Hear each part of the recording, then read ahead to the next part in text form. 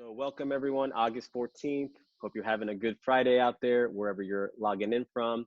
I'm going to, hey Christina, you guys know each other? Great, thanks for joining, Christina. Great, wonderful. So I did mention in my email, if you're not getting my emails, just let me know so I can check to see that I have the correct email address. But in the email, I did mention we're gonna use a chair today. And as soon as I mentioned that, I realized soon enough that, you know, when you include a prop, especially a very particular kind of prop, not everyone actually has this folding chair, right? So this is a metal folding chair, right, with the back missing. So if you don't have that, some of the poses may not be doable, and that's okay. I want you to get creative and also stay safe, that you can do something similar. Like somebody mentioned they had an ottoman, and you know they're going to use that. That's totally fine. Another recommendation is some of the work that we're going to do on the chair is going to require putting some force into the chair. I'm just going to put this in gallery view for those that are going to watch later. Okay, so I'm going to be in the middle of the room because I already tested out to the sidewall. The lighting wasn't good, and it's just, you know, I just don't want that to be the case in the shadow there. But if you want to put this chair against a wall so there's no chance of it slipping, that's a really good idea. Okay, I'm not going to have it against a wall, but I might say, I'm going to actually not say to push the chair forward, but if you had a wall, you could, like dog pose for instance. There's one, I'm pressing down into the chair and then pulling my hips back, and that feels great. Like that's plenty good dog pose for me. But there could also be a dog pose where you're actually pressing the chair forward and then traction the spine, pulling the hips back. So that's one thing to consider. We're gonna put our hands and other body parts on the chair. It's a metal chair. So I know everyone doesn't have two sticky mats, but if you have an additional sticky mat, it'll be to your advantage. If you feel like by the time I'm done running down with the props, which I didn't think that were that many, but if you don't have them, you can save this video and just practice it later when you've gathered such props, okay? So there's an extra mat and we can put it in different ways. And then a foam block and a blanket.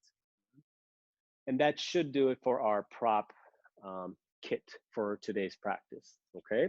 So I will start the timer now. I know we're a little bit over the time, but I'd like to give you an hour and a half. I hope that's good for everyone. And we're gonna begin seated, okay, on the chair, and you're just going to be as comfortable and as upright as you'd like. So you can ground yourself upright. Of course, you could lean back into the chair, that's fine, but see if you can be upright. You can put your hands on your knees, hands on the thighs, you can palm to palm, whatever feels comfortable. I'm just gonna remove my glasses because I don't need to look at anything, and neither do you, unless you wanna have your eyes open. You can gaze at whatever's in front of you. And whatever you think is a neutral spine. We're gonna do some work with the spine and flexion, extension, rotation, side bending, and all around, but whatever you feel like is a balanced position of your head over your shoulders, shoulders over the hips. And if the eyes aren't closed, allow for the eyelids to shut. Use the closure of the eyelids to bring closure from the activities of your day, the interactions of the day that has passed, the interactions that may be pending, the day that's ahead, and center yourself here for your practice.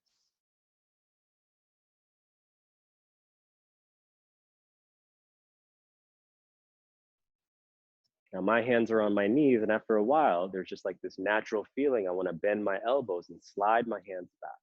It's just a different spreading of the collarbones, a different lift of the chest.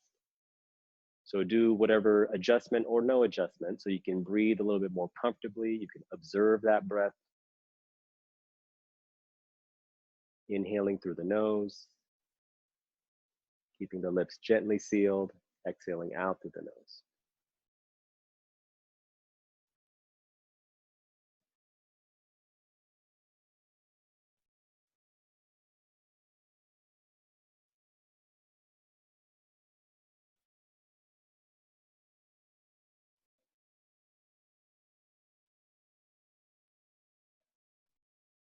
And after a while, with my hands slid back, there's a tendency to want to reach them towards the knees again. Right? So it's just adding a little bit of variation and adjustment. Now allow for your eyes to open, and we're going to do some neck rotations. So I'll face you forward first, and you're just going to make whatever you think is a circle with your neck and head. And just observe what else moves or doesn't move. Just begin with the chin down and then go in one direction without feeling any pain in sort of the angles that you close. So here I won't, because that I had a little bit of a fall injury earlier this summer, if you recall. So around that area, I won't flex as much, so to speak. And just notice, are your knees kind of shifting left and right? Is your lumbar spine kind of arching or swaying? It's all good. You're just observing what you're feeling what you're observing. Rotate the neck and head opposite direction.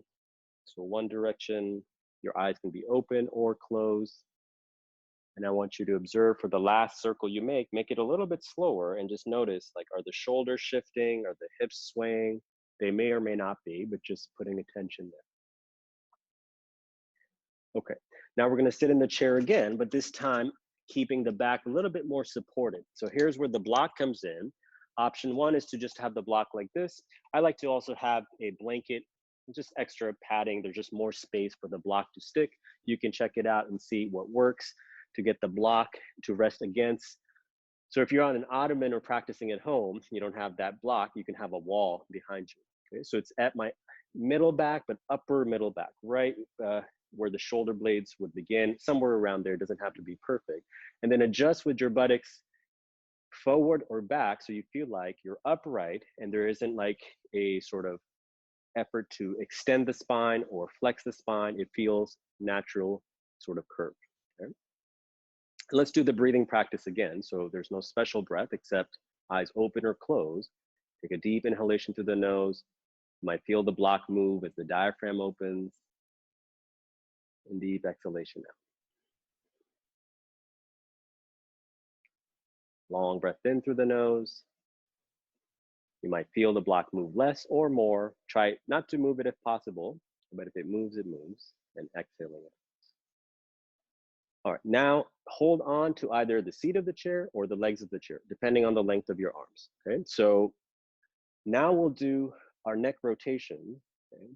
With as little movement through the rest of the body, but the rest of the body is fully involved. So the feet, you're gonna press a little bit more down into the ground. So there's more pressure with the feet. You might even feel the inner thighs turn on.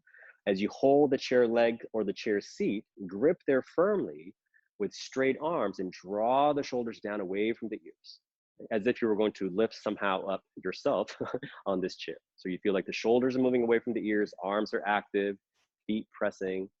Take an inhalation through your nose and slowly dropping the chin down towards your chest, move your chin to the right. So gliding across the right collarbone and now side bending. So ear to shoulder without lifting the shoulder up and then pointing the chin up towards the ceiling, across the ceiling, left ear, left shoulder, look towards the legs. So the chin glides across the collarbone. Again, from the center, go to the right. Keep going. I'm just going to turn to face you. So you're moving towards the right one more time and see if you can move a little bit slower so you could articulate a little bit smoother. Then come back to center. Let's do opposite side. So holding on firmly, like there's tension through the arms. Your arms should feel like they are turned on as if something is about to happen. Nothing's going to happen except you're dropping your chin down. Move your chin to the left so it glides across the collarbone. Lower the left ear to left shoulder. So it's a lateral flexion of the neck, then extension and looking up, if you like, across the ceiling. Right ear, right shoulder. Last round we're going to do, but create as much sort of force through the feet and tension through the arms so as to create a kind of irradiation through the body without moving the rest of the body parts, especially that block. Let's just do one more circle, but minimal to no movement of the block. So can you make the circle a little smaller if you need, a little slower, so the block does not move? It may wiggle just a little bit, but minimize that wiggling. So you're really just moving at the cervical neck spine to rotate the head. Okay? All right, now you're gonna hold the block, right? Actually, let's put the block to the side on the ground and just fold forward. So you just round your back, fold forward, drop your neck and head. Wherever it goes, my arms need to bend to rest the head like this. So deep flexion of not just the spine, but also at the hips. There's a flexion at the hips. Now, if you need to put your hands on your knees to come up, that's all good. Okay? Otherwise, lift your chest and see if you can uncurl from a rounded position. Uncurl, and you can hold on to the chair seat wherever you like, or the legs, and arch your back. I need to bend my elbows back and in. I'm arching my back, chin up towards the ceiling.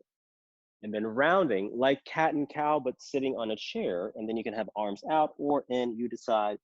Sometimes I like to take the arms back through the legs of the chair. Then come up, see if you can spin the arms out. You can, again, hold the chair or just turn the arm bones out, arch your back. And then roll your arm bones in, okay, as you come forward. So the arm bones are rolled in, the spine is flexed. Then spin, rotate the palms, spin the arms out, lift your chest. Exhale or inhale. You can change the breathing pattern up. For me, the exhale works a little bit better right now when I flex forward. Inhaling, rotating at the arm, extending at the spine, lifting the chest, and then release. Okay, now, so we did this sort of cat and cow upright. Okay? Now you're going to place the block, okay, as much as you can. So it's at sort of lumbar and as much or as little at thoracic, because I want to be able to curl my thoracic only, okay, if possible. There's very little movement there when you try to block out the lumbar. Okay? So it's not, yeah, I feel like I have it, majority of it, the lumbar. There's some bottom lumbar that it's not touching.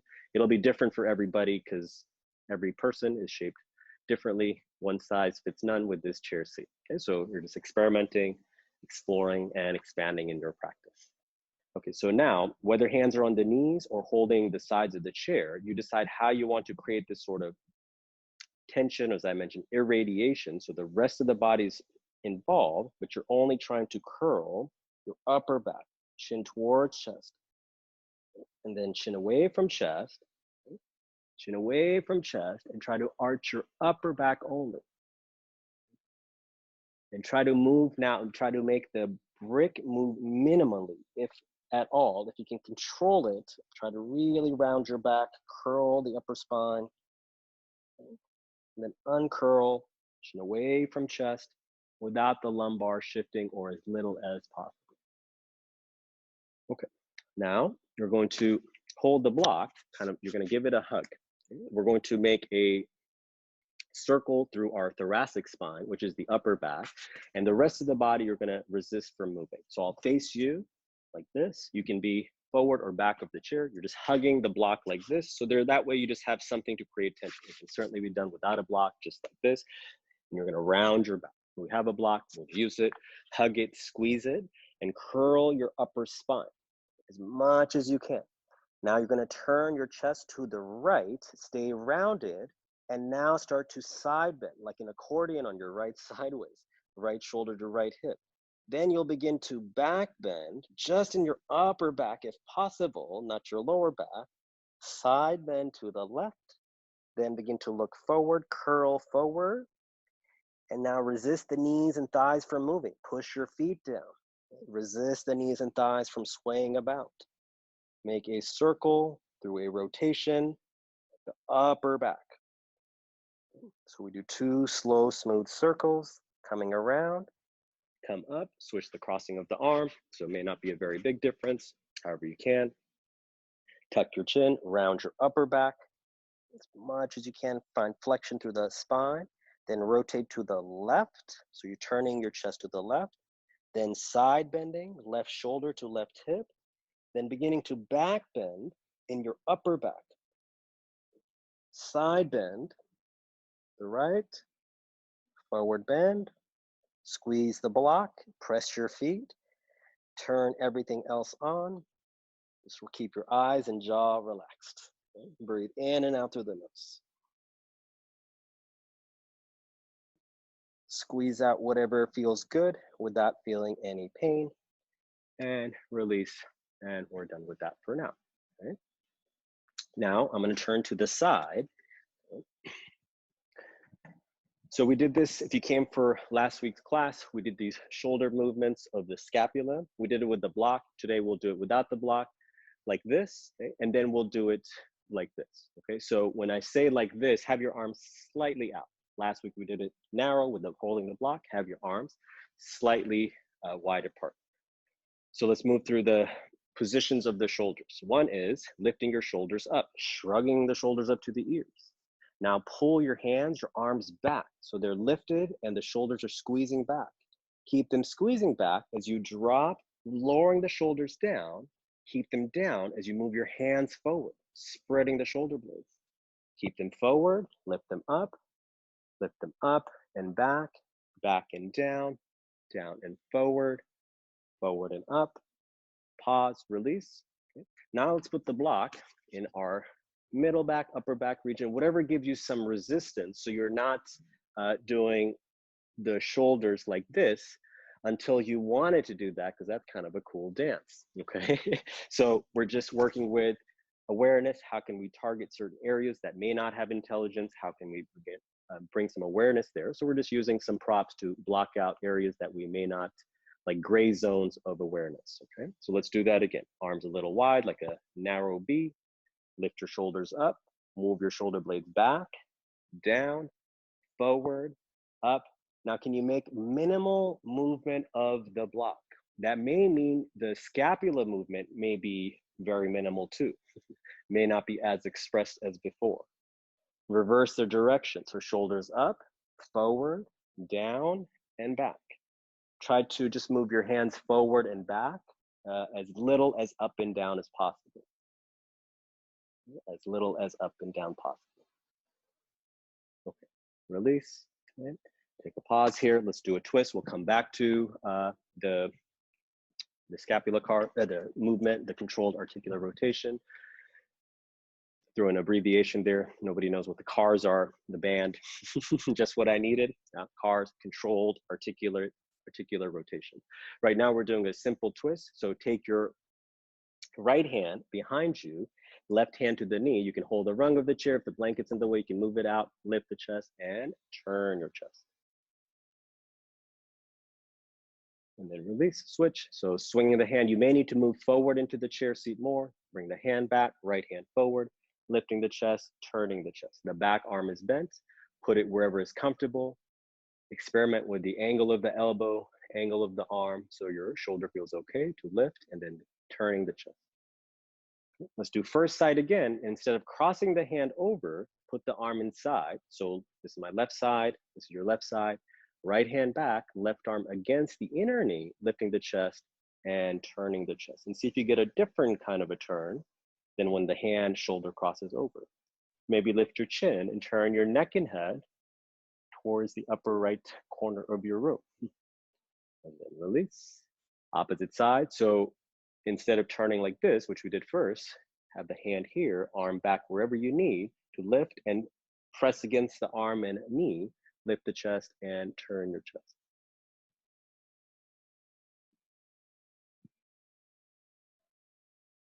And release. Okay, now one more time, we'll do these controlled articular rotations. Okay? So that's what I was abbreviating as CARs. And if any of you want an entire video on this, I just made it on my YouTube. It's a whole mobility routine that I do daily. If you're interested, let me know, and I can share it with you. It has definitely helped my joint life and much more in many ways. So it's nice to explore it in different ranges. We do it this way. You can even do it arms overhead. Now let's do it with the hands holding onto the seat of the chair or the legs of the chair. With my long arms, I have to hold the legs of the chair. Okay? So you pull the legs and then let go of that hold. So now that's where your hands are going to remain. Do you see how my hands are going up and down? I'm going to resist moving the forearms and hands forward and back. So they can go up and down, okay, but resist moving forward and back. So here we go. Press your feet down, lift your chest up. Maybe find a gaze. I know you need to maybe look at me on the screen, but maybe find a gaze and lock your gaze there. Lift your shoulders up to your ears and only move your shoulder blades forward. So they're lifted and protracted. Then lower them down. So they're depressed and protracted. Move them back. So they're depressed and retracted. Lift them up. They're retracted and elevated. So up and forward, forward and down, down and back. And notice if the neck is starting to kind of wave around, keep the chin level with the floor. Notice if your eyes are shifting. Lock your gaze on some place there. Switch direction, so up and back and down. down and forward. Notice if the hands are moving forward and back, try to resist that. So it's really just the shoulder blade that's gliding in this circle, okay? All right, so let's leave it at that, okay? Let's come into something more familiar. You can remove this blanket for now, okay? And we'll do dog pose. If you're doing it in the middle of the room, I'll emphasize this again for safety. If there's any sort of hesitation or apprehension of the chair sliding, you can fold the sticky mat twice. Of course, it can be a shorter sticky mat, but less chance of it sliding forward. I practice with it enough, and I've also slid and caught myself, so I feel it's okay, yeah, but you do your best to either move to the wall, so the chair is against the wall, or pressing down and pulling your hips back.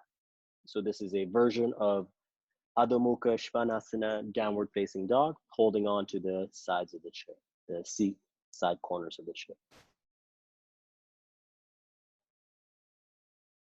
They play with the positioning of the arms. Can you rotate your arms both ways, internally where the shoulders shrug up to the ears, and externally where you feel the outer arms, that's your tricep, they wrap in toward your face, okay? And then do the opposite. As long as that doesn't hurt. It does not hurt for me. In fact, it feels good to allow for internal rotation with arm overhead, and then external rotation. So having the capacity and ability to do both and holding in external rotation. Push down with your heels, move the knees and thighs back, and pull the hips further back if possible. Then look forward, lifting your chin. Try to articulate an arch or a concaveness in your upper back. And tuck the chin, look back behind you. And then come forward and just come to a standing position. Whatever you're facing, I may cut out of the frame, that's okay. Just face forward, stand in a wide-legged Tadasana, mountain pose. They don't have to be as wide as the mat, but just a wide position to balance. Turn your palms to face forward, keep the collarbone broad and chest lifted.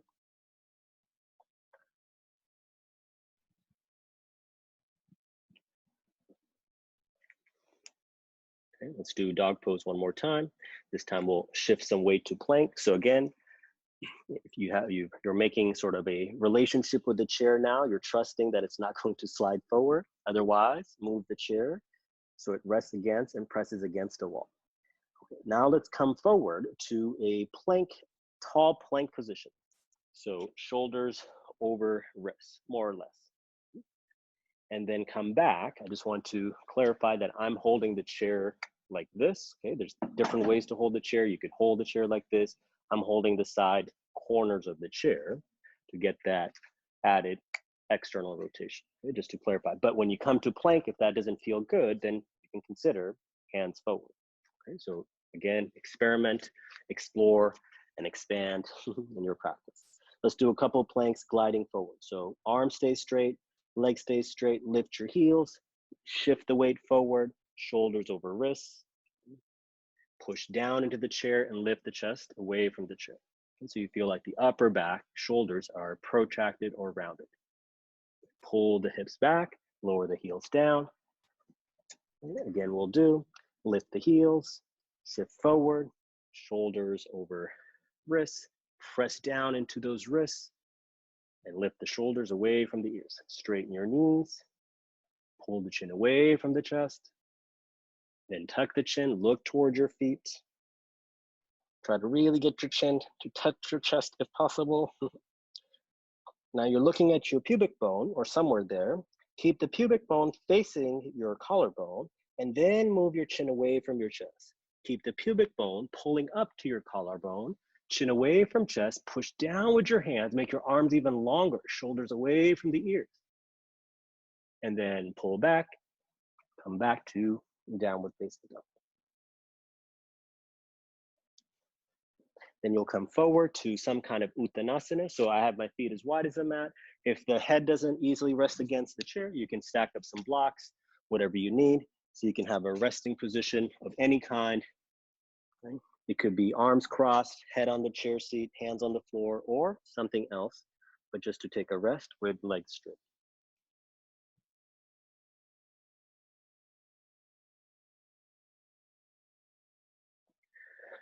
Okay, now how to come up. Okay, there's different ways. Watch your head. One, so there's a back of the chair there. Push your hands down, lift your chest up, put the hands on your hips, and with the kneecaps lifted, tonus in the legs, so legs are firm. Raise the spine, lift your chest and head. The arms relax out to the side. Okay, now we're gonna sit in the chair again.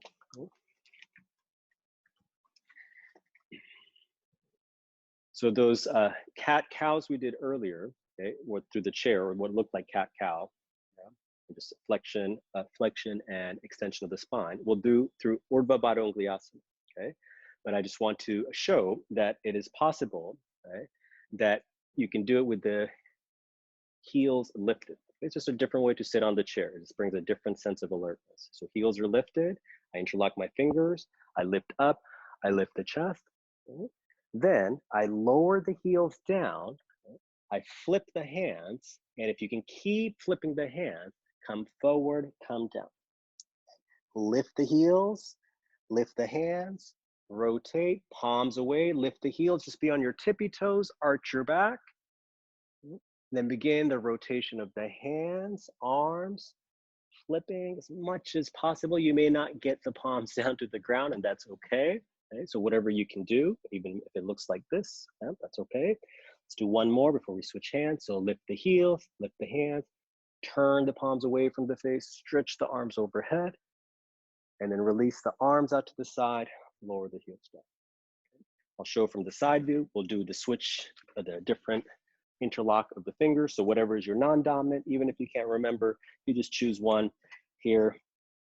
Repetition wins. It doesn't matter if you're on the opposite side. If you can remember, great. Raise the heels, interlock the fingers, arch the back, lifting up, like you're going to almost jump up with the legs up like this. So just on your toes, lift up, and then come forward, lower the heels down, turn the arms so the palms face in front of you, and then lower the hands, palms down, rounding your back. Okay. And lifting up, lift the heels, turn the palms away, lift the chest, arch your back. One more time, flip, heels down, palms down, rounding your back. Maybe you can reach the hands way back, interlocked, palms facing down. And then release and rest. Okay, a little bit more for the shoulders because we are gonna do some kind of arm balancing today, a little bit different than last week, but I wanna get the shoulders quite well lubed up or oiled up. As my dear friend Carrie and great mentor, Carrie Aworko says, motion is the lotion, okay? To move through the ocean of life. I don't know if she says that part, but it sounded nice. All right, so now let's do some movement with the arm bone. So earlier we did an articulation of the scapula. Now we're gonna do an articulation of, so see if you can just make this circle of the arm. So a circumduction of the arm, but in a particular way. So I'm just gonna scoot a little bit further back. So first, let's do like this. Let's mirror each other. I'm trying to get better about this. This is your right side. Yes, right arm. Okay, so raise your arm up. We'll call this flexion of arm. Okay, then lower it down. Then take your arm behind you. Extension of arm. Take your arm out to the side. Abduction of arm and flexion. I like it when the zones get all blurry. Okay, now do the opposite side. So left arm up, raising it up. Left arm down, moving it back. Move it out to the side, okay? Lift it up any amount without feeling pinching or any pain here. Okay? So if you can raise it all the way up, you do so, but no sharp pain at all there, but a big stretch on the outer armpit. Now do like this. We already learned it, but let's do it again so we are clear. What's external rotation? So the biceps spin out, palms face out. And internal rotation. The bicep skin rolls in, the tricep skin wraps forward. Go for external and go for internal. Okay, so now with the right arm only, you can put your left hand on your knee, just kind of brace it there so there's some tension or firmness through that side of the body. Raise your right arm, bring it forward of the midline or crossing the midline, turn your arm so the palm faces the ceiling. So it's externally rotated as it's flexed overhead, goes far up and back until you cannot, and now make the biceps spin forward. So you begin an internal rotation as you bring the arm behind you and lower it down besides the outer hip. Tighten up that internal rotation, take the arm back until you cannot extend and internally rotate. Then from the top of the arm, make the biceps spin out so the palm faces up, around, forward, and down. Okay. So we'll do that again. We'll want to make it more interesting. We'll block it out. Okay, so block out. So we're on the right side. So this is my right side. I'm going to block out so I'm not asking other parts of my body to help when not needed right now, because I'm trying to do an sort of a isolated movement of the glenohumeral joint, which is the top of the shoulder head, okay, where the arm bone moves through this circle. And within that circle, there's a rotation. Okay, so here we go. There's the block. Try to not let the block move or make it move as little as possible. Left hand can be on the knee. Right arm comes forward across the midline. Turn your arm, palm faces the ceiling. Arm up, arm back, arm out to the side as you begin a rotation internally. As you lower the arm back behind you, around by the outer hip, tighten that internal rotation. Take the arm back slowly, smoothly, up, overhead. And now turn your neck and head a little to the left. So you're not going to turn to the direction the arm is lifting. So let the head turn a little to the left. When you raise the arm, don't turn your chest. When you take the arm up and overhead, resist turning in the chest. Okay. One last time before we go to opposite side. Okay, we'll switch, opposite side. So I'll face you, you can put the block away. First, we'll just do it without the block. We did this, something similar maybe in last week's practice or practices prior. And there's lots of different positions to get the arm bone to articulate in this manner. So there's a circumduction, a circle, and then there's an axial rotation as the circle's happening. Here we go. Take the arm forward, turn the arm bone, palm facing the ceiling. Lift the arm as high up and back as you can until you cannot lift up and back. And then from the top of the arm, spin your bicep forward, roll the arm bone internally as you take it back and down. Tighten up that internal rotation, take the arm back until you cannot internally rotate and take it back. Then slow, smooth crossover, external rotation, and check to see that it's coming from the arm and not just like from the hand. Right? Because the hand can turn, you feel like you're turning the arm, but really see you can get the arm bone to turn, right, to do that movement. We'll repeat it twice more, this time blocking out. Okay? So using the block against the chair. Okay? So that way we just build some, awareness of like what kind of compensatory patterns do I have in my spine to create a circumduction of the arm by itself, and can I sort of block that and train it to get stronger? That's what we're about, getting stronger. Okay, right hand is on your knee. You can pull back. There's some tension in the right arm. Press your feet down. Bring the left arm forward. Rotate the arm bone, palm facing the ceiling. Raise the arm up as it's turned out, up and out, up and back until you cannot. And from the top of the arm, spin the bicep to face forward. Roll the arm bone. Take the arm back, behind, and then around besides the outer hip.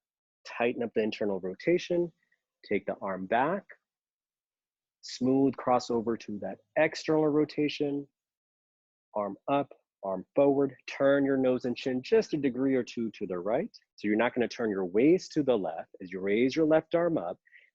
Minimal movement of that block. In fact, the block and your body are one.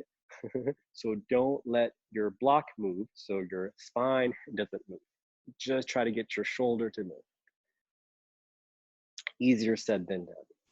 Okay. Arm back, rotating slowly. Make that crossover as smooth as you can, as clean as you can. Up, forward, and down. Excellent. All right, now let's do our dog pose again. Okay, so now just feel as we keep lubing up or oiling up our shoulders, scapula, and all of that, everything, like how your practice feels, right? Especially if you don't do this kind of sort of work in your practice, just check to see how it feels. So downward facing dog, of course we could have done a test with a classic dog pose, but today is chair practice, so we're using the chair. I like to distinguish practice with chair as opposed to chair yoga, because I think there's a kind of yoga called chair yoga generally designed for you know, senior folks or maybe not as able-bodied for some positions, and it's a great practice, but I think there's a practice called chair yoga. And what we're doing here is practicing with the chair and doing all kinds of interesting, adventurous sort of stuff to come. All right, let's come forward to the plank. So shoulders over wrists. Okay. Now, upward facing dog from here. So pull the kneecap so the knees feel firmly gripped into the quadricep. Bring your pelvis forward. You may need to bend your elbows. Like I need to sometimes bend my arms and bring my trunk forward by rolling on tops of my tips of my toes, then straightening the arms and rotating the arm bones out. So make the arm bones spin out, squeeze the shoulder blades in, push with the hands down, and make your chest lift up higher, shoulders away from ears. Squeeze your buttocks, unsqueeze your face. And then lift the buttocks up, move the hips back, downward facing dog. We'll do that again without my mouthful of instructions. Okay, so the idea is to be able to move into the pose and adjust into the pose and breathe in the pose. Okay, so you really own that movement and posture. Urdhva Mukha Svanasana. Go forward through the plank.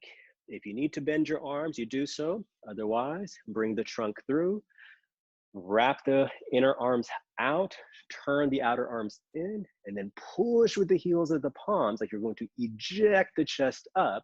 If you can lift your chin up, squeeze your buttocks first, and then lift the chin away from the chest. Arch your back, look up, look behind you, and then up and back, downward facing dog.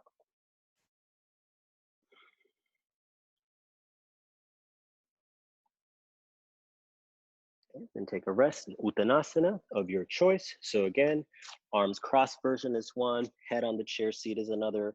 Or if you're like, you know what, I want to do a regular Uttanasana without chair, you can do regular Uttanasana. Few breaths there.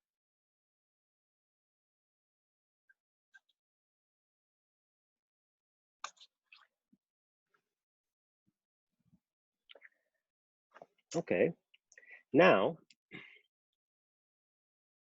let's do like this. So now you're not going to be in such a big position of dog, big meaning the distance between feet and chair. So a little bit more upright position. Okay. And then see if you can do those shoulder movements here. Remember the ones we did earlier, but we were like seated like this. So more or less the same thing, but now position, orientation, and force under the arms is different. So do your best to, let's do it together, push the chair down and make the shoulder blades spread so arms feel really long. And now pull your shoulder blades back away from your ears. Okay. Now let the chest sink through so the shoulders lift up to your ears. Pull the shoulders higher up to the ears, and now push the chair down, spread your shoulder blades, draw the shoulder blades back, okay. Move the chest down, move the shoulders forward, push. And if you're not understanding my directions because it feels so foreign, like in your own body to move like this, just explore it and have fun. Opposite direction. By now, you would have enough awareness to know that there's basically 4 movements, more or less. There could be a few other of the shoulder blades, but can you do it with the hand sort of locked against the chair seat? Okay. If you wanted to make it even more interesting, you would do it in plank position, which we'll hopefully have time for later. Okay, but we're going to do something a little bit different right now. What are we going to do? We're going to bring the feet together so they're a little bit closer in towards each other. You don't have to be vertical like this where my hips are over the heels. You might be leaning back, you might be here, so you can position yourself comfortably. And I want you to bend your right knee. So this is my right leg in front. Bend your right knee, okay, and move the knee back so it's in line with the other knee. You might feel hamstrings say hello. Let's do that again. Put the foot down. Okay, so this is different than, try it like this, everyone. Move your right foot back, okay, and then begin to bend the knee. Do you see how your knees are sort of more or less in the same position? You feel a little bit less in the hamstring, I hope, okay, or maybe not. Now try it this way where you bring the knee up towards your chest, then point the knee down and move the knee back, move the thigh back. Okay, so it's in line with the opposite knee. And then try to squeeze your heel. Don't try, do. Squeeze your heel towards your buttocks and point your toes like a dancer's foot or ballerina foot, okay? Flex the foot, toes towards shin. Point the foot, toes away from shin, and move the knee back a little bit more. Move the thigh back. Flex the foot, okay? Dorsiflex, move your thigh back. Okay, so now keep your lower back from arching. So keep a little roundness in your lower back. Some of you may be able to get the thigh parallel, sort of more or less, to the ground, okay, without arching in your lower back. Wherever the thigh is in space behind you, point your toes, flex your foot, point the toes, flex the foot, and then lower it down, put it down. We're gonna do that one more time. Now all the blood is kind of circulating in that leg, same leg. We're gonna slowly open to Virabhadrasana 3. Okay, so here I'm just going to go off stage to take my shirt off. Okay? So you can see that lower back is not going to be, I'll show first and then you can watch. We're on the same leg, okay? So I'm bending and I'm resisting, extending in my lower back to assist with the leg lifting. Okay? So I'm gonna think of a slight rounding in my lower back. Okay, let's all do it together now. Okay, so think slight tucking of the buttocks as you move the knee and thigh back. Keep that slight tuck, okay, as you extend the knee back as high as you can, whatever your best ability is, without arching in your lower back. Those of you who can lift the knee up high in line with the hip, do so. Point your toes and slowly, without dropping the knee, begin to straighten that top leg, the right leg, back behind you. So this version of Virabhadrasana 3. Push down into the chair. You can look forward or underneath your face. Then slow bend of the knee. Try to keep the knee lifted. And then bring the knee forward. Bring the foot down. Come to standing. Just walk around your chair so that blood that you got circulated actually allows you to sort of locomote, move around. Yeah. Now, if you're mirroring me, go ahead and move your chair to the opposite side. Of course, you can keep the chair in one direction, opposite leg, but we're on the left side here, so I'm going to do my best to have the left leg do the same thing. First, we're just exploring simple knee bend, okay, and how that feels. So bend the left knee, you can bring it up to the chest, then lower it down towards the floor and move the knee back so it's in line with the opposite knee. And already you might feel hamstring talking to you. Even that much is a lot, which is good. Okay. And then put the foot down. Let's try it a different way where the foot goes back and then you bend the knee and you kind of have to actually move it forward. You might feel a little less in your hamstring that way. Put the foot down. Let's do it one more time. And this time, knee up towards your chest, okay? Then knee down, okay? And then knee moving back, okay? Thigh moving back. Then point your toes, okay? Pull the toes towards the shin. I'll just call that flexing. Then pointing the toes, squeeze the heel towards your buttock. We're gonna visit Cramp City, okay? So buckle up, breathe here. Get a little cramp, as long as you can tolerate it, squeeze the heel to the buttock, and then release, straighten out, stand for a moment, shake out the legs, shake it out, check it out, okay? Now, with that slow movement of first knee extending, thigh extending, okay? And then leg straightening, okay? So I may have said that kind of incorrectly in terms of anatomically, this is not knee extending. Knee extending is when you straighten the leg. What I meant was thigh extending without spine extending, okay? So let's do it together, okay? Push down into the chair, stabilize with the arms, bend your left knee, heel up towards the buttock, knee, thigh back, a slight roundness in your lower back. And keep that as you move your thigh back, foot up towards the ceiling. Push down also with your standing leg heel. Thigh up, foot up. Okay? Some of you can get knee in line with hip without arching in lower back. Point your toes, flex your foot. Point your toes, stay pointed, and now begin to straighten that leg. Feel your hamstring. Straighten that leg, okay? Keeping that hamstring slightly contracted as best as possible. Keep the knee where it is in space and begin to bend your knee and then lower the knee down, foot down, and again, take a random walk in any direction so you can just feel sort of the blood that's circulating through that kind of contraction, release, and that control, as opposed to just, I can do the pose and then kind of doing some things into it, but each degree as you open up is what we're exploring so far, okay? Now, next. All right, so now let's do like this. Let's go back to our downward dog so you can face whichever direction is comfortable. Again, check to see that nothing's going to slip as you're doing your dog pose. Then come forward, bring your feet together first. Come forward and bend your, let's just go with the left leg. So bend your left leg forward towards your left upper arm. So you're lunging forward, but with the knee bent. Okay. Then come back, release the foot down. Come forward, knee to upper arm. It can be outer arm or back of arm. Let's do it again. Come forward. Okay. See if you can get the knee to touch the upper arm.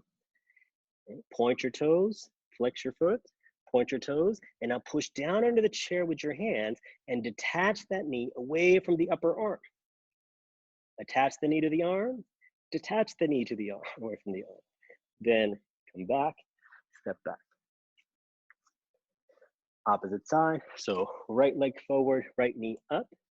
First, point the toes, flex the foot, point the toes, flex the foot, and then attach the knee to the upper arm and detach the knee away from the upper arm. Attach the knee, detach the knee, and then bring forward, release down. So just do a resting downward facing dog. You can always lift the heels also to make it interesting. And that feels good to have the mounds of the feet pressing, buttocks up, and then heels down. And come forward, come to standing. Place your right foot onto the chair. So my head's gonna be out of the frame, that's okay. I said right foot, so why don't I face you all this way? So this way is my right, so that way I'm just turning to mirror you. And so if you need to turn your chair, go ahead and turn your chair. It's just part of Zoom life, trying to mirror and whatever situation your laptop or camera set up. Press down with your standing leg and make that leg as straight as possible.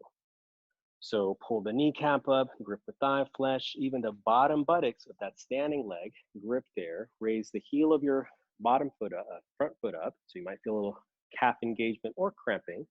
Okay. Hands on hips, and then make the toes feel really light and lift the foot up.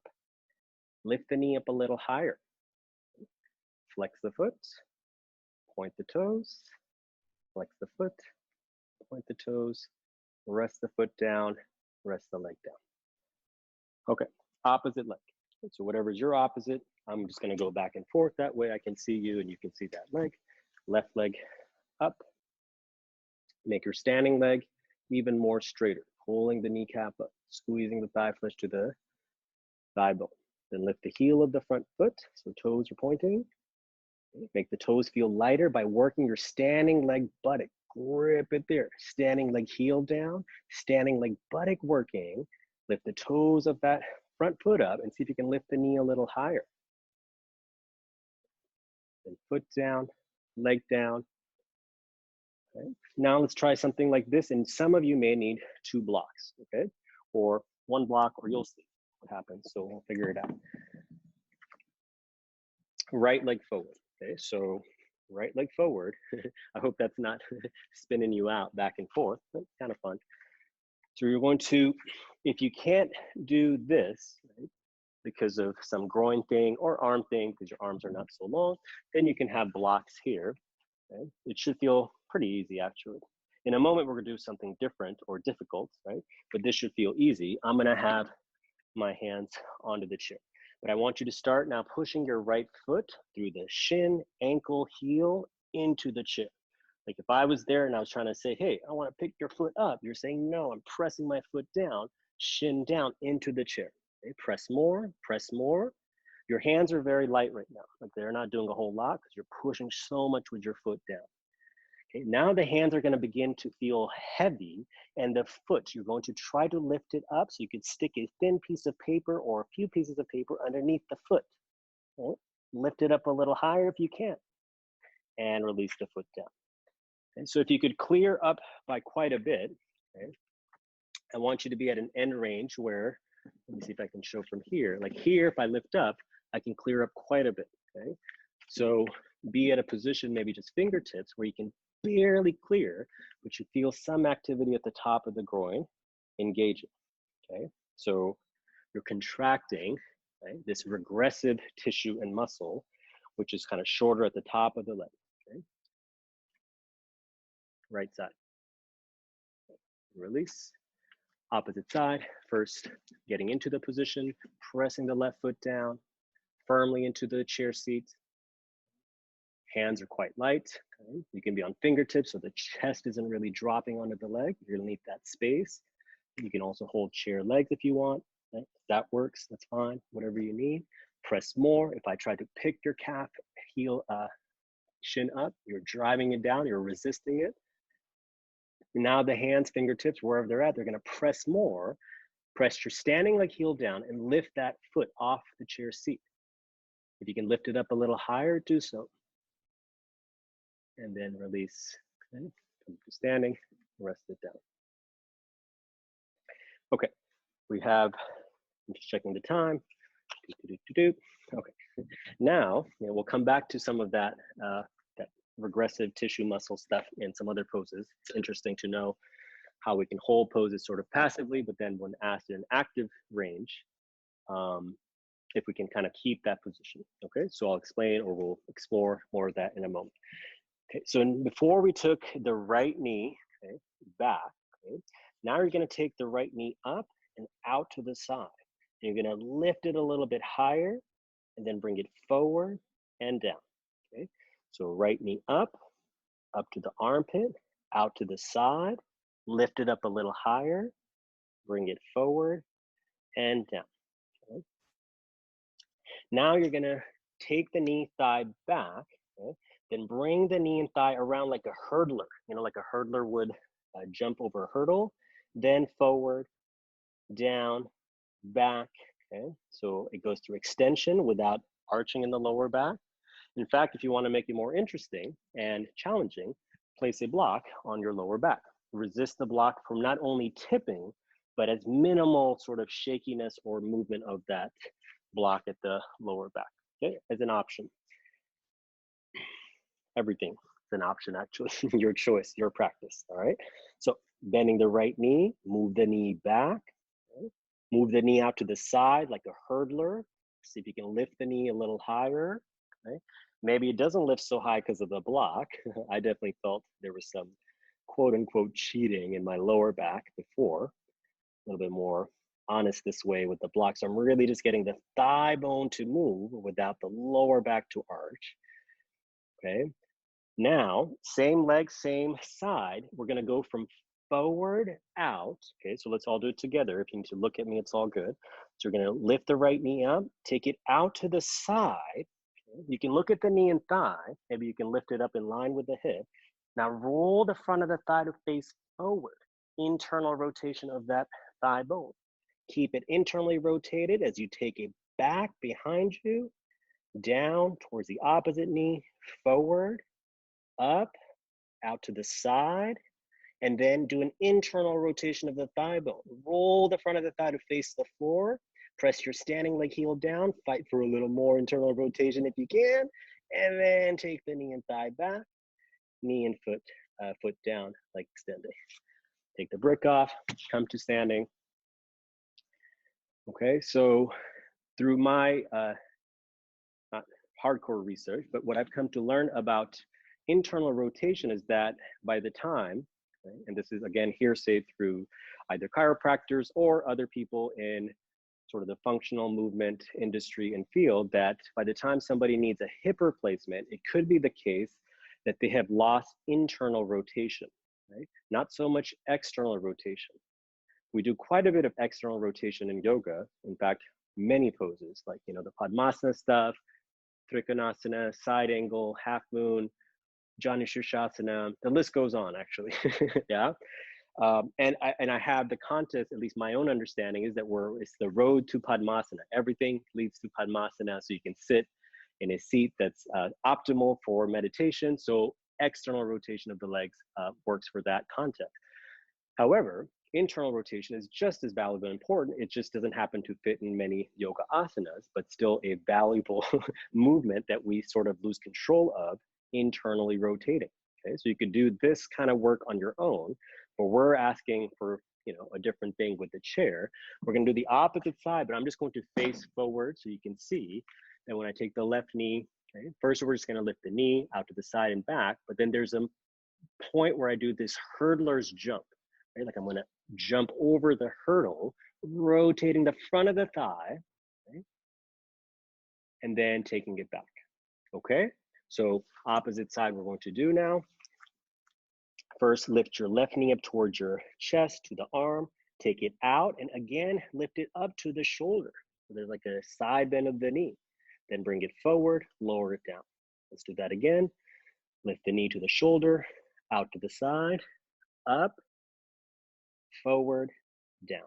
Now, let's go through a rotation from behind and around. That's where it feels like the hurdler's jump, okay?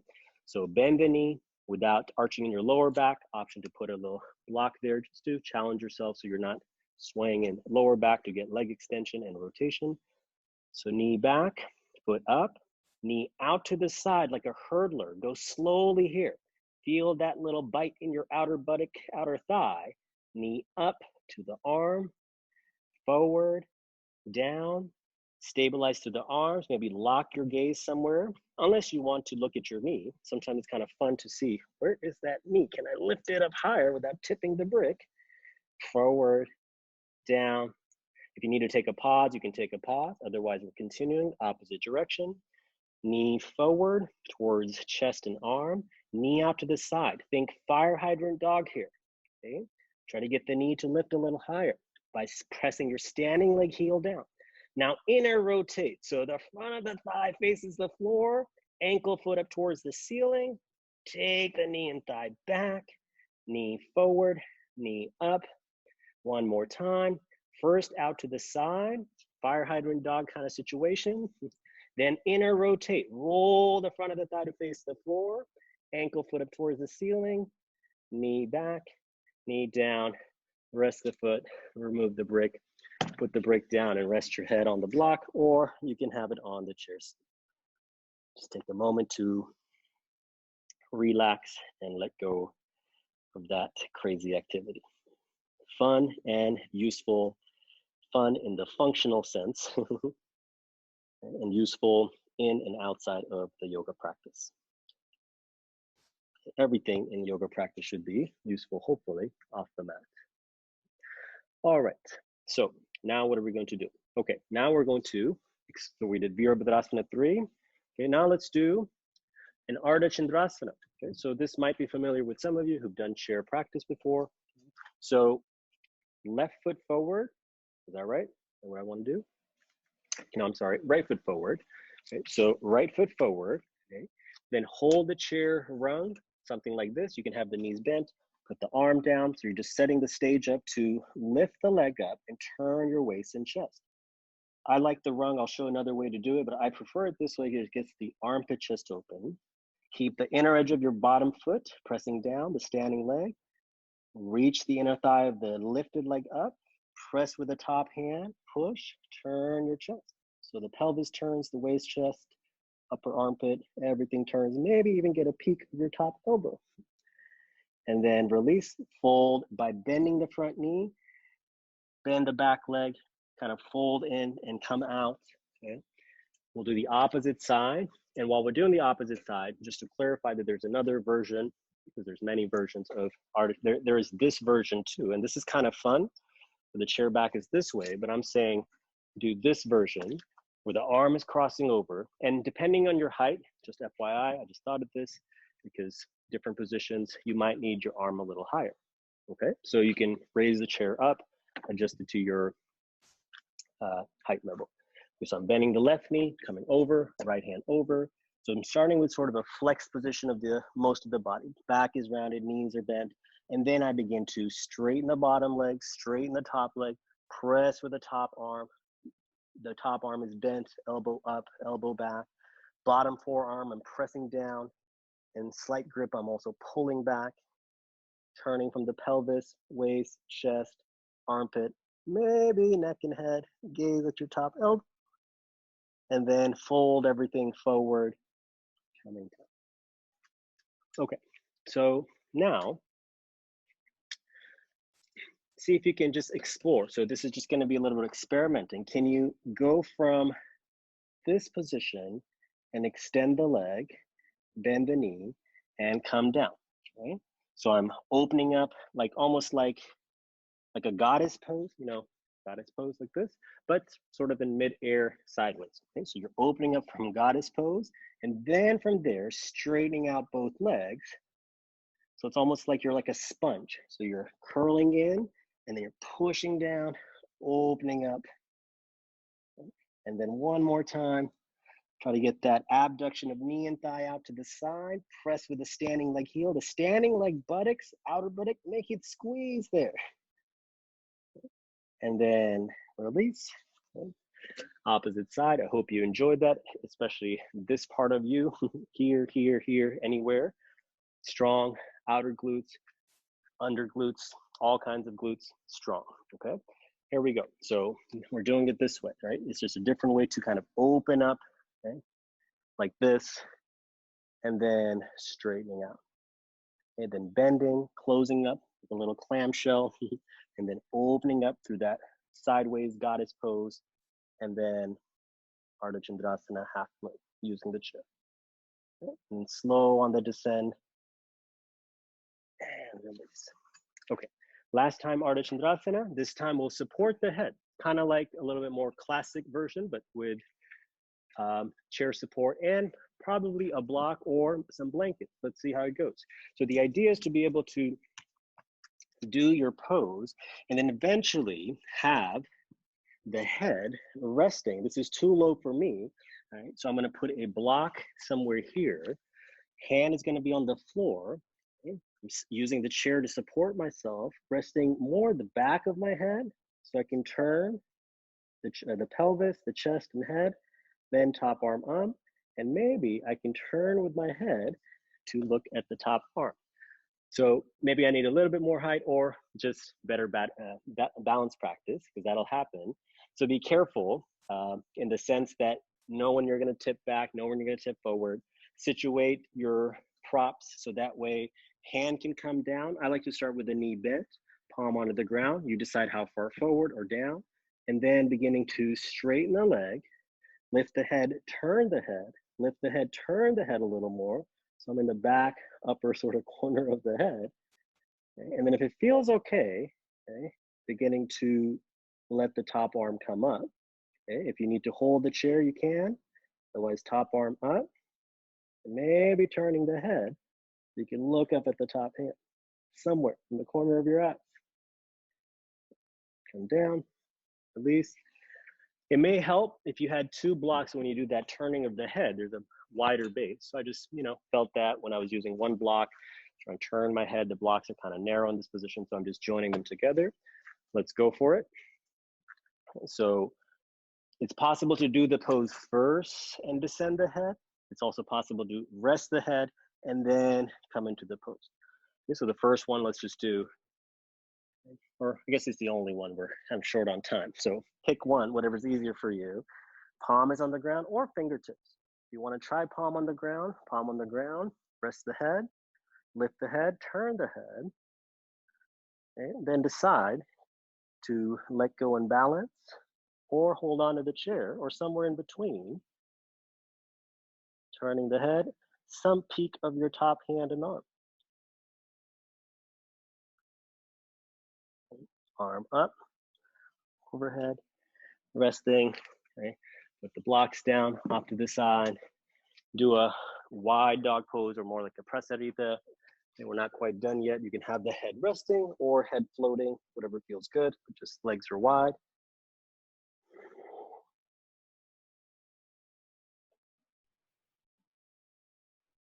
Okay, and then push the hands down, the chest up. Doing okay on time, great. All right, so now let's come back to, you may want to have a blanket, okay? So this is a blanket. It's going here in between the chair a little bit, okay? So we're just going to get a little ankle and toe movement, okay?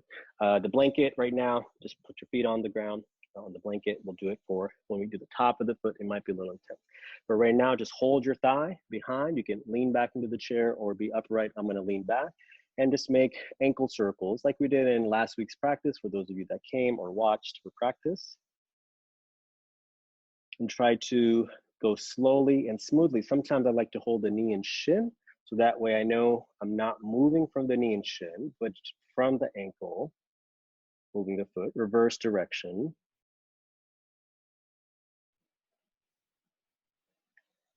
Then put the foot down, same side. Assuming it's your left, it could be your right. Hey, doesn't really matter. We got two sides, we'll do them both. Now, again, hold either behind the knee or wherever you can. Same thing, but with the toes quite active. Okay? If you can extend the leg and do this, you can extend the leg and do this, okay? But try not to move your thigh bone, okay? Try to keep knee and thigh locked, even shin locked, and like a laser sharp pointer of your toes, you're circling at the ankles one direction. I'm gonna ask you to go half speed, opposite direction, try to slow it down so you can control your movement, you can control yourself. And release, okay, opposite side.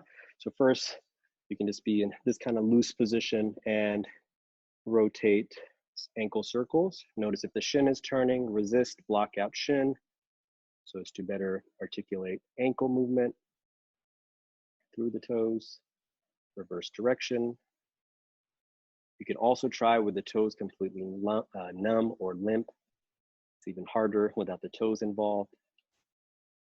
Then release the foot down.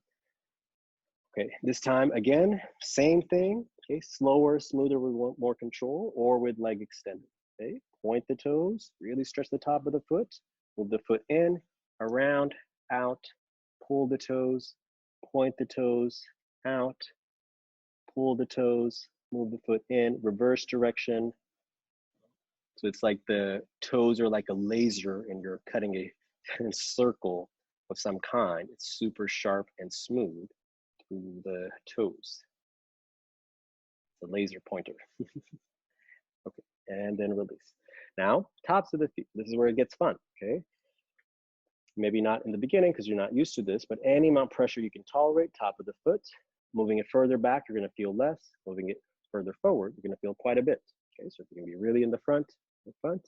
Otherwise, move it further back, but press it down. Okay, then switch. Top of the foot. Okay. You can move it back, press it down. You could be here for some time. I'm just kind of speeding through it because of time, but you can, part of practice when I share, you know, sort of like, I guess, workshop mode, you just give different tips and tricks, tools, and things to practice in your own practice, not just in the sequence we're doing together. Now try both tops of the feet, okay, like this, or further back, okay?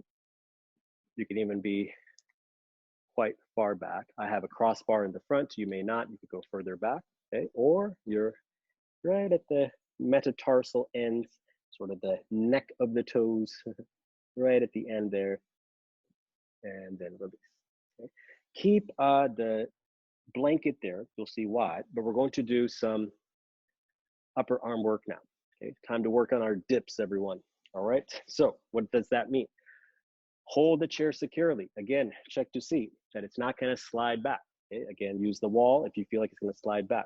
I'm gonna have my hands slightly turned out onto the chair, lift my buttocks up, walk my feet forward, and then with control, bending the elbows, lowering the hips to any amount it feels comfortable, but you should be able to come back up, okay? So push down, lift up, sit back onto the chair seat. Okay? So I'm gonna go quite low, be careful of your shoulders. You can also experiment with the hands this way, you can experiment with the hands this way. You can have a block set up so you feel like, you know, you can touch something with the buttocks and come up. Your sort of choice to create the setup that'll help you best create this dip using the strength of the triceps and of course wrist strength. There we go. So walk the feet forward, pull the hips forward slightly, Bend the elbows back and slightly in. As you lower the buttocks down, they don't have to touch. Right? Push down, lift the buttocks back onto the chair. Okay, let's do it again. Lift the buttocks. If you can walk your feet a little more forward, pull the hips forward, bend your elbows, careful, so you're not feeling a painful stretch in any part of the shoulder or arms. Press down, lift up, move back. So Paschimottanasana is a rest. So I am on the buttock bones here. We're not done with sort of active practice, but just take a moment to feel. Can you comfortable to do this? If it's too sharp on the buttock bones, don't do it because it doesn't feel good. But over time, you get used to the buttock bones hitting against the edge of the chair, coming forward and folding forward. Okay, that's it. Come back, just a quick touch and go there. Now, something similar but a little different. So one leg will step forward, opposite top of the foot, okay? And you're gonna let the knee come down, press, and lift up. So top of the foot is pressing, ankle is active, buttocks up, arching your back and forth, okay? The knee can lower down to the ground, the opposite heel can lift up and move your buttocks down off your lower back. Get a big stretch in the hip flexor of the leg that's closer to the ground. Okay, arch your back. Okay, one more time. Get the knee down, way down and forward.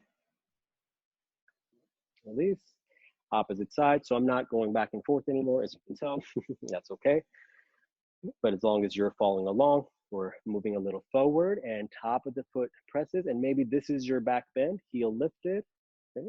Or you're coming forward, knee comes down, opposite heel begins to lift. Buttocks off the lower back, buttocks in, chest lifted. Okay. Again, forward, back. Okay. Now, you don't necessarily need the blanket. Okay? Just move it back. Okay. So now, some kind of a back bend. Okay? In fact, walk your feet way forward and move your hips forward like you're going to do a little squat, and then pull up and then sit back down. I feel my chair is going to slide just a little bit off the blank mat, so I'm going to move it forward. Okay. So now lift your heels up, push your hands down, lift your buttocks up, and begin to do a back bend with the heels lifted, moving the buttocks up, turning the arms out like upward dog, and arcing your back. You don't have to look back. You can look forward towards your chest. If you want to look back, you can. And then tuck your chin, bend your elbows, sit down. We'll do that again. Okay. You can walk the feet in a little bit more. Okay. Lift the buttocks, move the knees way past the ankles, buttocks up, arching back. Okay. Chin away from chest if you're looking back, shoulders away from ears. And then release, sit down. And again, do a Paschimottanasana. You can have the hands on the shins, on the toes, or go further forward. Careful not to fall off the edge of the chair because I'm right at the edge. Okay? If you can interlock Baddha Angulyasana and press the feet against the backs of the knuckles and hands, chest and head down. And release, just a quick one. We'll kind of just touching and going. Okay, moving along on to the next thing, which is back to our planking on the, oh, one thing I wanted to do. Okay, let's get our legs really ready. Okay, so earlier we did this whole foot thing, lifting up. Okay, let's do a very basic, simple, kind of redundant, yeah. Utthita Hasta Padangusthasana, but quite easy. You don't have the foot toe grabbing like this, okay? But the standing leg heel, so this is my right leg, I'm mirroring you, trying my best, okay? Right leg there, left leg straighten out. You can have hands on hips or arms out to the side, but press your heel down really hard and try to pull the chair back with your heel without actually moving the chair, but you're making the leg feel heavy, dense, moving down towards the chair. If I try to lift your calf up, you're resisting it, shin, calf, heel, down into the chair. Okay? Keep the standing leg heel pressing down. Squeeze the thigh flesh, squeeze the buttocks, whatever you can find. Squeeze there, except for your face and eyes. Okay.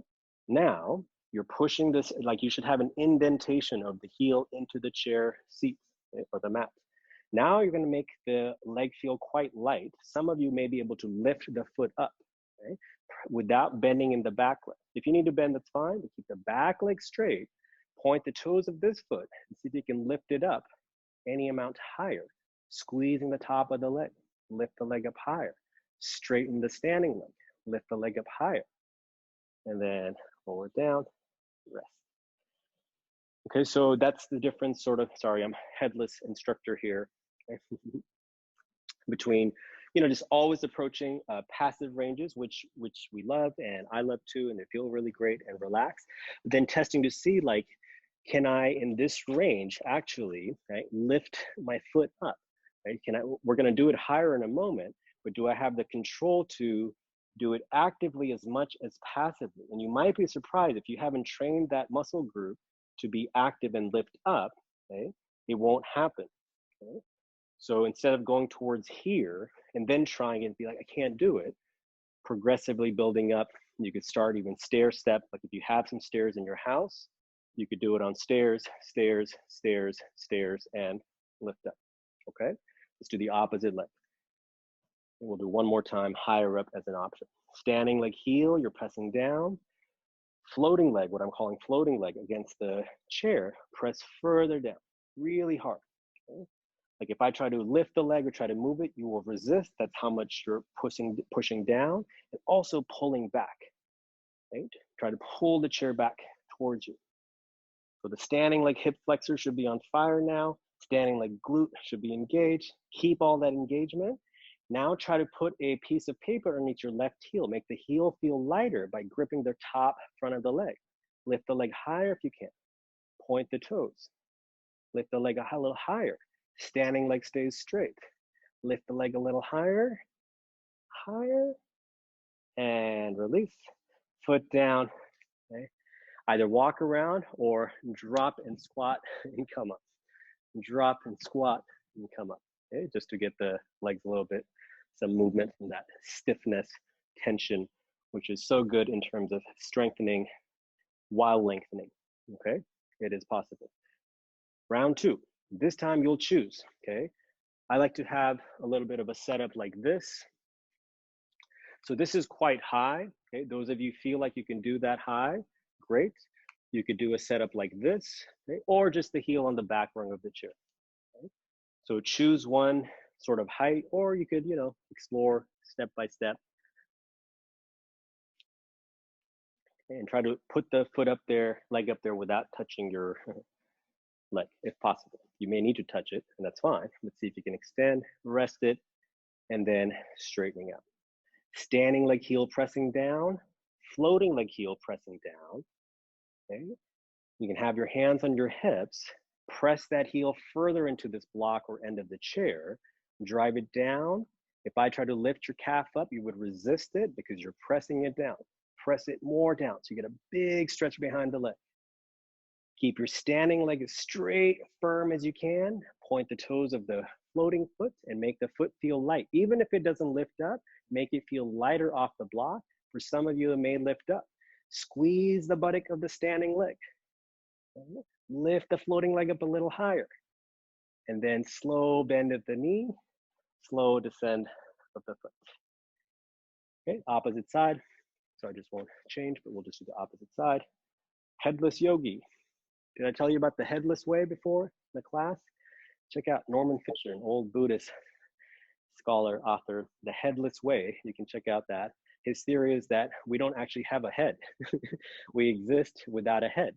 And he has a pretty interesting philosophy that the head is a mental construct, that you actually don't have a head like you think you do. So you can look up Norman Fisher, The Headless Way. I don't know, that was a throwback from Buddhist psychology classes in college, okay? All right, so here we go. So lifting up, controlling, extending, and not just passively resting, which you can do and probably already do, but sort of actively pressing down and trying to pull that block or whatever it's touching back.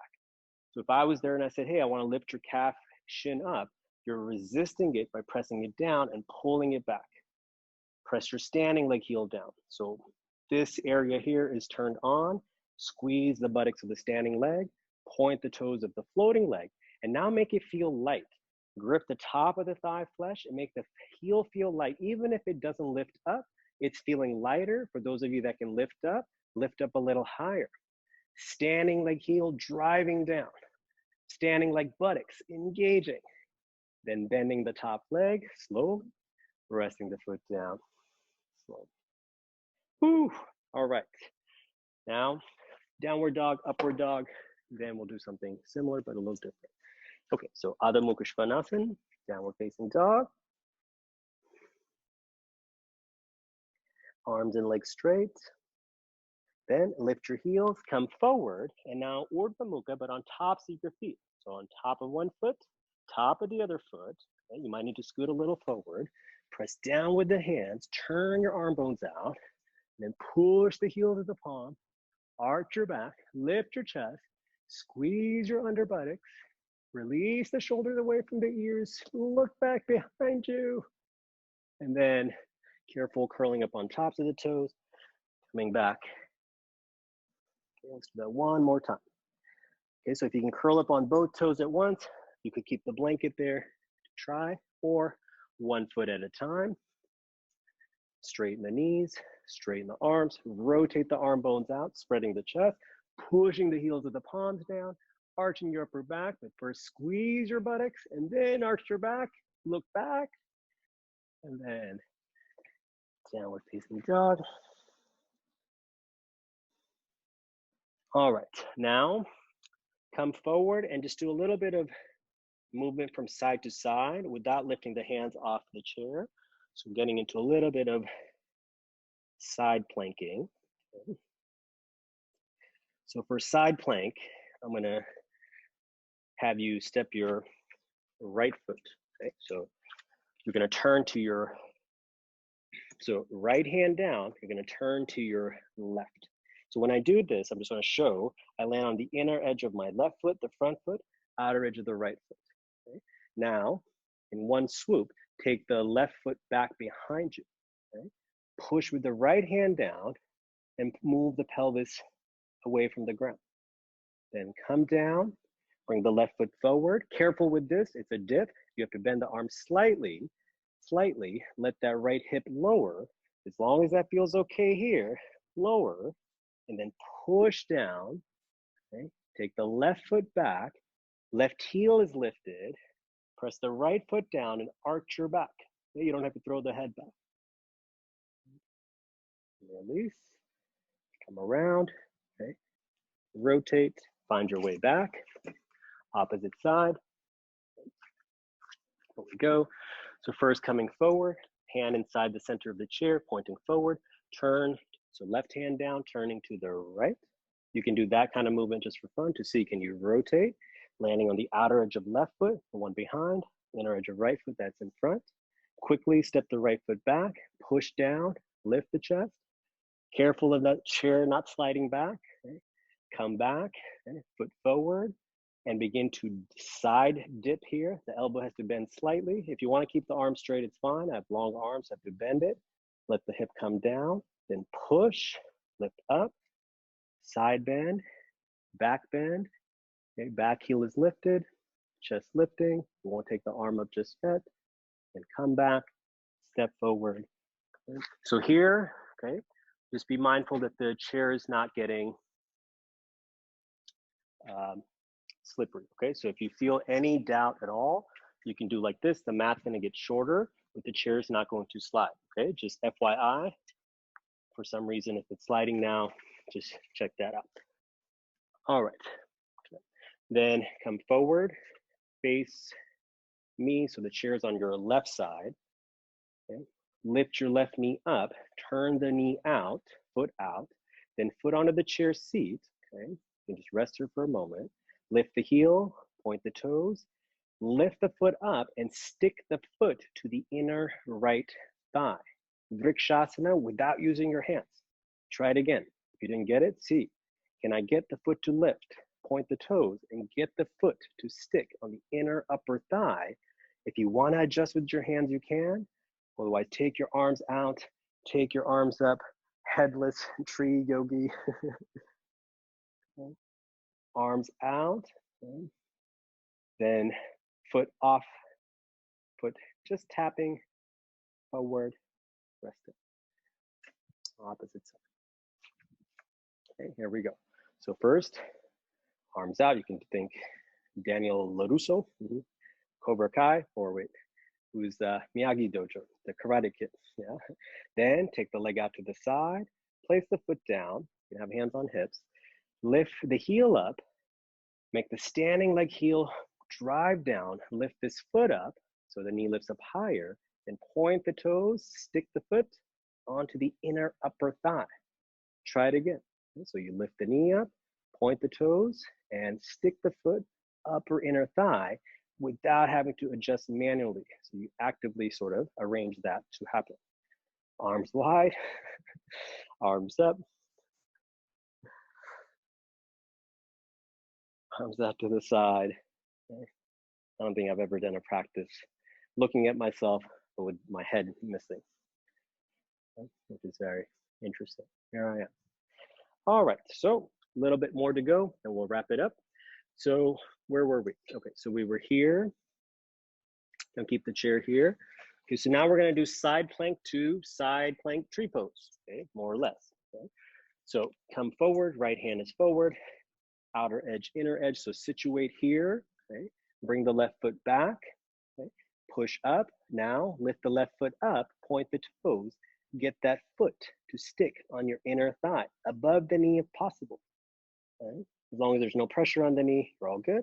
Go above the knee, press the right hand down, lift the chest, raise your top arm up. Now take the arm up and overhead and see if you can have the palm facing the ceiling. Push down with the hand onto the chair. Arm up. Please come down. Opposite side. And we're going to do twice. One with more of a back bend. So first come forward, plank, side plank, situate. Foot forward, foot back. Then lifting up, pointing the toes, sticking that foot inner thigh, pressing the left hand down, lifting the chest, top arm up, top arm overhead, and see if you can have the palm facing the ceiling. Down, release, extend. Okay. First side again. We're gonna do sort of a wild thing situation, so follow along, okay? So come to your side plank, okay? Like such. Okay. Bring the left foot back, quite far back.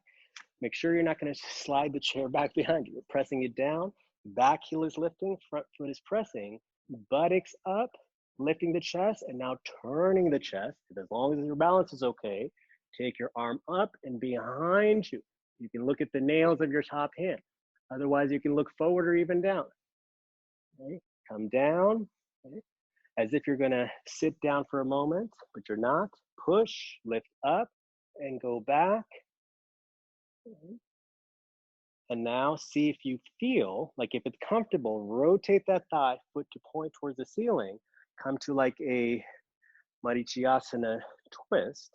You could have set up a block. Okay, more time. Now push with this hand down. Okay, you have to turn the hand, press, outer edge of the foot you land, lift up and back and away.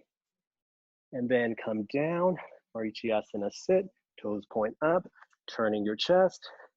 One last time, press, lift down, come up, back. And then careful, step back, step forward, come back around. Opposite side. All right, last sort of round at this. Okay, side plank. Oops, side plank. Then right foot back, a little bit further back, pressing down. Back heel is lifting, front sole of the foot is pressing, lifting and turning your chest.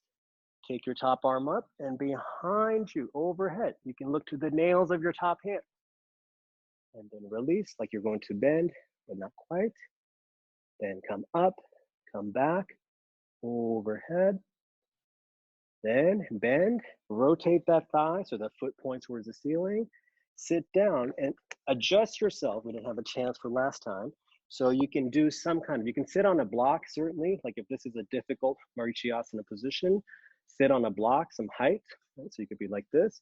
Otherwise, the hand's going to turn, the foot and leg are gonna turn, press the outer edge of the foot, lift the heel of the bent leg, lift up, side bend, back bend, palm facing the ceiling. Come down, Marichyasana. Lift up, turn, Wild Thing Asana. The back bend, side bend. One last time. Careful not to let the chair slide back. Push, lift up, around, and side bend, side plank, I should say. Careful coming back. And now a prasarita, where the arms can go through the legs, backs of the chair, head can rest, or hands can be on the ground. I like this position where the arms, hands just kind of dangle off the edge. Use this as a resting position.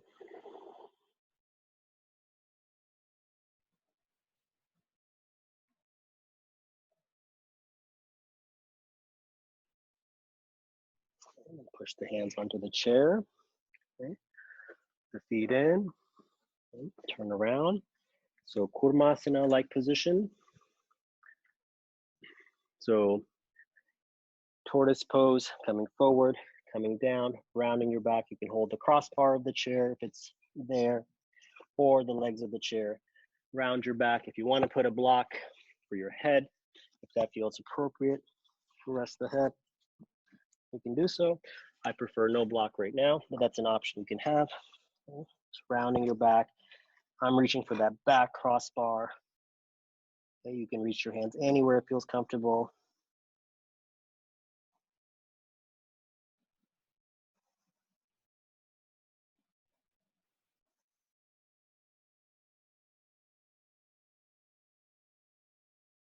And releasing, pressing down. You can rest your hands on your thighs, come up. Okay. Open up the legs for a little open seated twist. Okay. Inside of the chair corner, outside of the chair back. Lift and turn the chest. Stay seated like this. Hold the corner, hold the back, lift, turn your chest. Now, just change your position. So you just sit like this. Okay. Turn to the right first, or whatever is your right. It could be your left. Okay. Opposite side.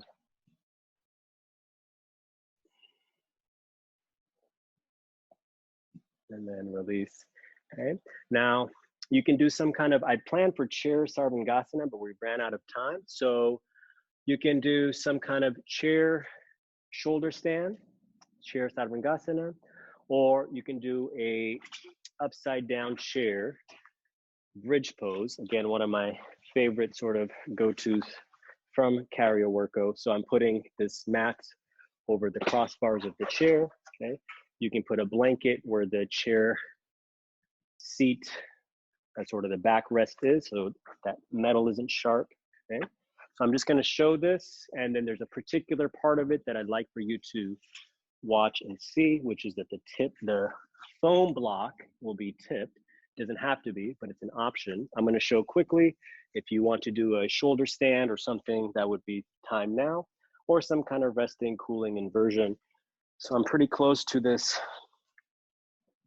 Oh, I'm actually a little bit farther away from the chair, I should say.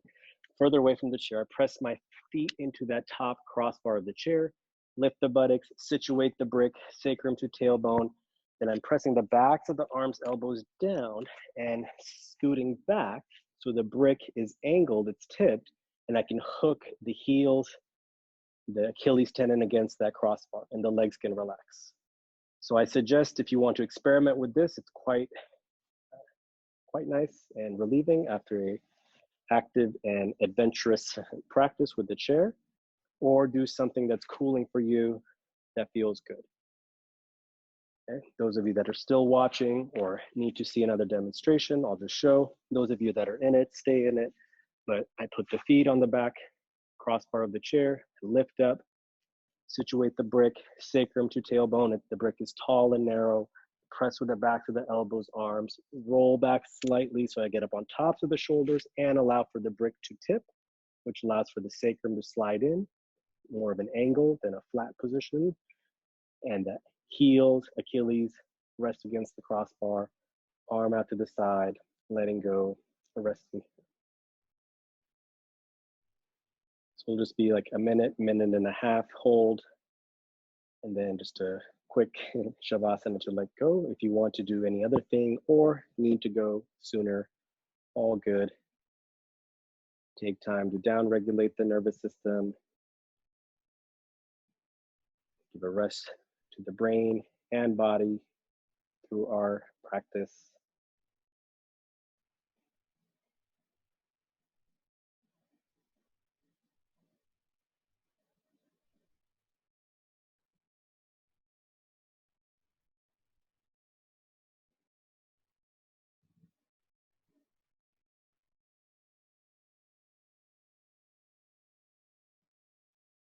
And stay longer if you like. I'm just going to show a transition for Shavasana with the chair. So walk in a little closer, lift the buttocks, remove the block, keep it nearby, you might need it. I'm scooting in close to the chair. So I'm going to rest my buttocks on where the back bar of the chair is. I'm going to put a block there, flat, rest my legs over the crossbar. So there's a little traction for the thigh bones, shin bones going one direction, thigh bones going the other way. The flat brick against my lower back buttocks feels good. And then another minute or so to let go and let loose. So any kind of Shavasana you want to do, this is teacher's recommendation for today. If you like to do it, you can see the setup here. I've got a flat block against the backrest of the chair and the knees resting supported by the crossbar of the chair. Let your brain relax, let the skin around your face, facial muscles soften, let your jaw relax, take a swallow with your throat, throat is relaxed.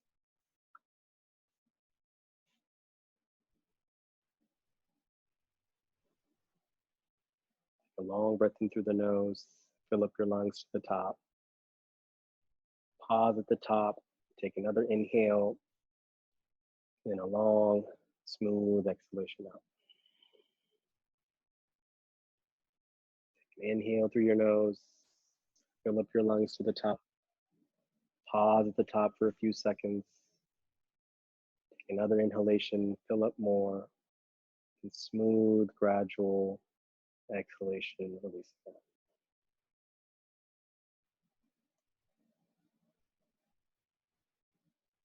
One more time, inhaling through the nose, filling up the lungs. Pause at the top. Inhale more. And then long, smooth, cleansing exhalation. Okay, let go everywhere, let loose everywhere.